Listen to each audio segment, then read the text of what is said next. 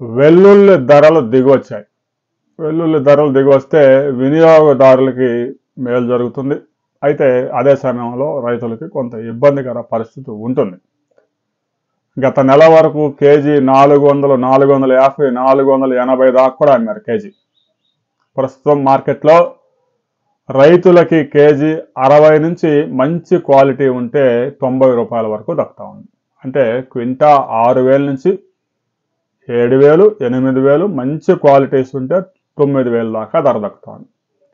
ఇక వినియోగదారులకి ఆంధ్రప్రదేశ్లో అయితే కేజీ 120 రూపాయలకి రైతు బజార్లో అందుబాటులో ఉంది. బహిరంగ మార్కెట్లో కూడా 150 నుంచి మంచి పాత సరుకు కనుక అయితే ఆరుదల ఉన్న సరుకు అయితే కేజీ 200 దాకా అమ్ముతా ఉన్నారు. రాబోయే రోజుల్లో ఈ వెల్లుల్లి ధర ఇంకా తగ్గే అవకాశం ఉంది. మార్కెట్కి పెద్ద ఎత్తున సరుకు వచ్చింది.